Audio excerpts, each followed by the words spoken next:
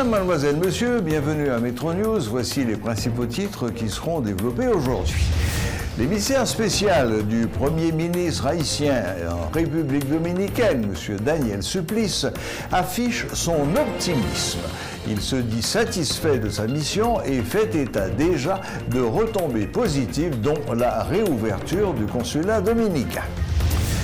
Toute vente de gasoline et de diesel dans des récipients est formellement interdite.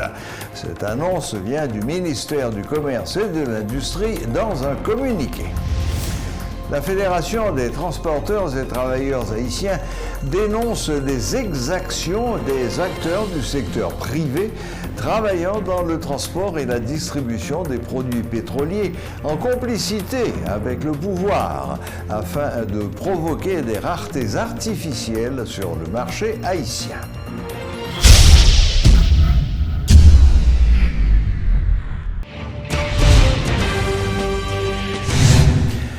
Après l'adoption de nouvelles dispositions par le ministère du Commerce et de l'Industrie, une amélioration est constatée ce mercredi dans la distribution du carburant.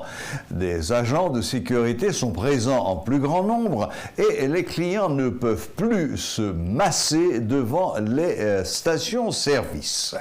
D'un autre côté, des agents de la PNH sont également remarqués, bien qu'ils ne soient pas présents dans toutes les stations-service. Mais il faut souligner que les contrevenants tentent d'utiliser d'autres méthodes pour faire du marché noir. Suivez ce reportage de Rodolphe Pierre-Louis. Dans un communiqué rendu public ce mardi, le ministère du Commerce et de l'Industrie interdit l'achat et la vente des produits pétroliers dans des récipients en plastique sur l'ensemble du territoire national. Des dispositions qui semblent avoir des retombées positives selon les constats. Dans plusieurs pompes à essence de la capitale, des mesures ont été prises depuis la publication de ce document administratif. Des propriétaires de stations-service ont décidé de renforcer la présence des agents de sécurité. Par groupe de 5, les automobilistes sont reçus et c'est le même son de cloche pour les chauffeurs de taxi-moto. Les fameux galons jaunes sont interdits, ce qui révolte de nombreux fraudeurs qui ne peuvent plus être servis. De longues files d'attente sont remarquées certes, mais les clients à bord de leur véhicule se sentent plus rassurés. Des agents de la PNH sont sur place et, visiblement, certains affirment qu'il y a une amélioration dans la distribution de l'essence, tenant compte des 2 incidents malheureux recensés dans la seule journée du mardi 16 novembre. Par contre, ceci n'empêche pas cela. Quelques réticents refusent de se conformer aux nouvelles consignes adoptées par les responsables de stations-service. Les propos malsains ne manquent pas. La colère est bien présente. Certains tentent de passer outre, mais les agents sont apparemment fermes à leur poste et sévissent avec la dernière rigueur. Un autre aspect qui attire l'attention, ce sont les nouvelles méthodes utilisées pour alimenter le marché noir. Puisque les récipients en plastique sont interdits, quelques récalcitrants remplissent les réservoirs de leurs véhicules et se cachent quelque part après pour siphonner l'essence et la revendre. Apparemment, c'est bien compté mais mal calculé. Des policiers parcourent divers coups de la capitale dans l'espoir de capturer ceux qui veulent perpétuer cette pratique.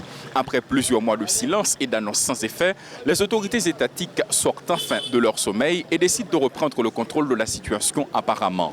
En revanche, que peut-on espérer dans les prochains jours si l'on tient compte de la trêve annoncée par les groupes armés dès ce jeudi 18 novembre, sachant que plusieurs terminaux se trouvent dans le Grand Sud et Vareux aussi a son lot de problèmes. Va-t-on s'acheminer vers une nouvelle pénurie où le gouvernement, notamment le Premier ministre Ariel Henry, a d'autres tours dans son sac?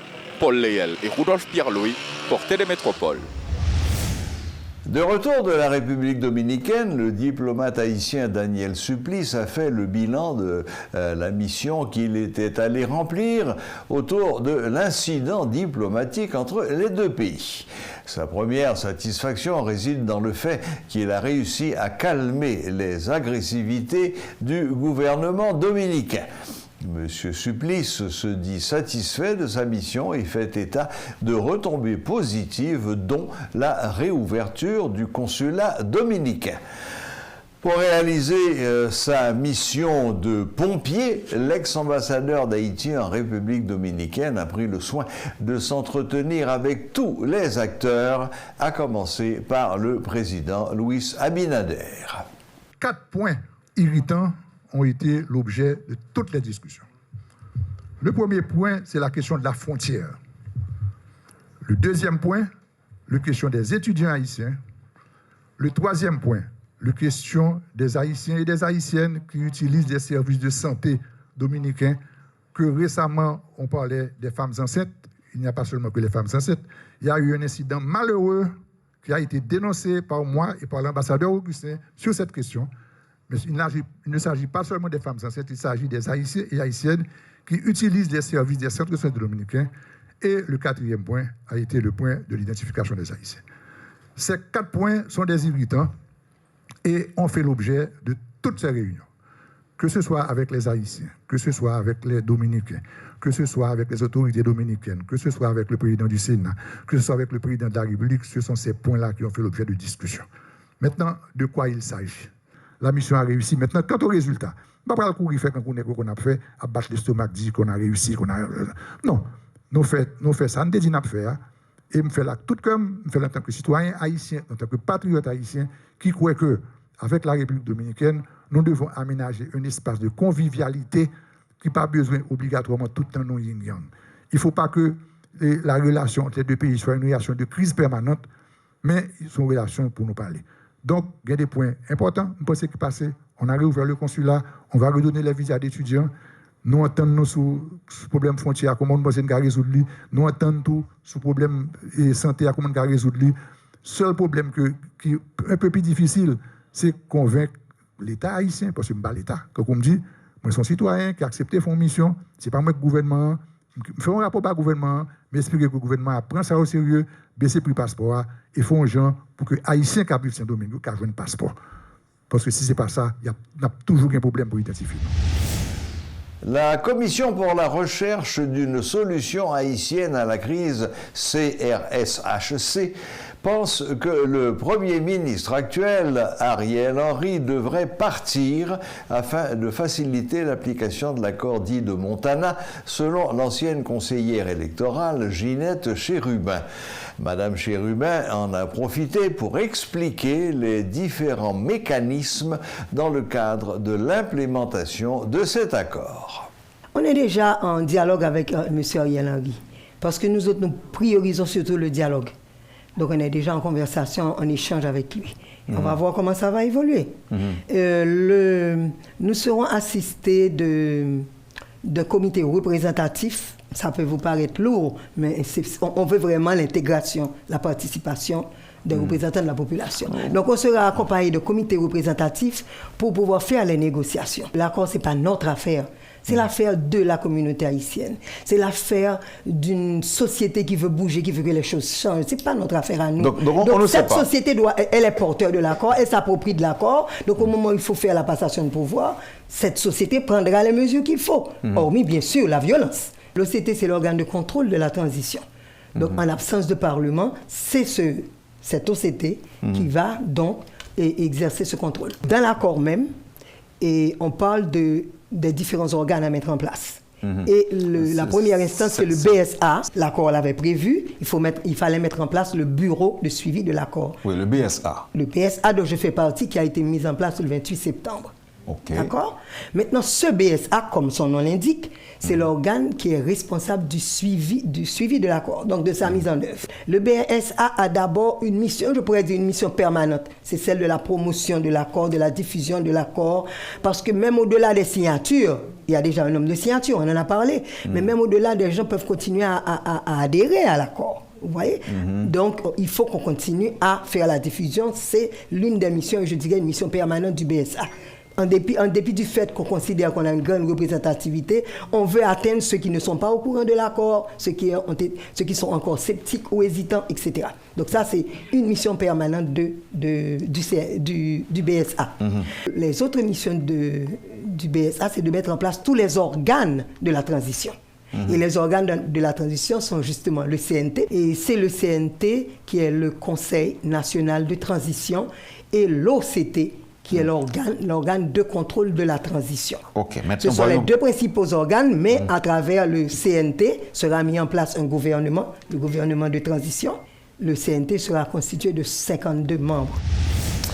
Des syndicalistes haïtiens ont lancé ce mercredi 17 novembre une mobilisation pour empêcher une hausse inconditionnelle des prix de l'essence. Les syndicalistes assurent avoir été informés des recommandations d'une commission spéciale sur la fin de la subvention sur les produits pétroliers. Le coordonnateur général du Front unifié des transporteurs haïtiens, M. Montes Joseph, prévient qu'il est indispensable d'accorder des subventions ciblées aux couches vulnérables de la population qui seront les principales victimes de cette hausse.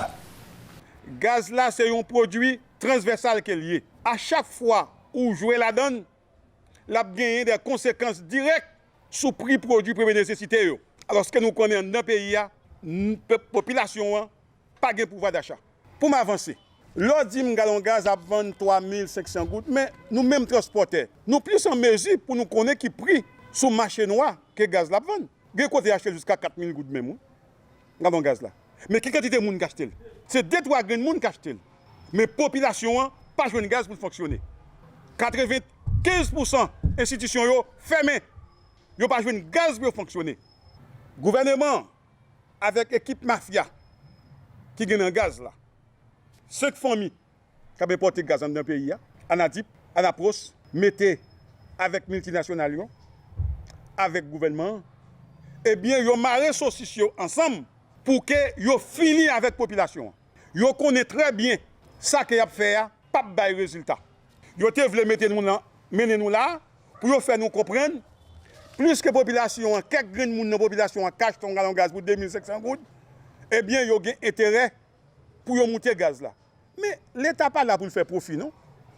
L'État est là pour le bailler service à la population. Ce n'est pas des profits pour y marcher. Je crois que le secteur privé a besoin de faire profit. C'est ça, le capitalisme. Mais le profit, il ne faut pas démesurer. Il faut gagner un organe qui a réguler. Qui a dit, mais niveau profit qu'on a fait sur le produit qu'on va vendre, la population non.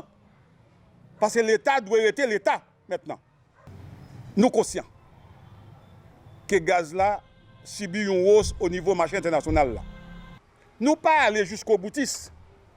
Nous dit gouvernement de facto ou non pas capable d'ajuster le prix gaz là. Ce n'est pas ça que nous dit. Nous dit si pour ajuster le prix gaz là, eh bien, il faut qu'il y ait subventionné le secteur transport terrestre là. Nous il n'y a pas de subventions. Ce n'est pas là généralement le gouvernement qui met dans le poste syndicaliste. Non, loin de là. Nous dit transporteurs, leur subventionner, il y a continué à porter passagers dans le même prix de qu'on porte là. Parce que ça, on paye en plus là, il retourne venir joindre. Voilà, la boucle est bouclée. Merci de nous rester fidèles et à la prochaine, même heure, même chaîne.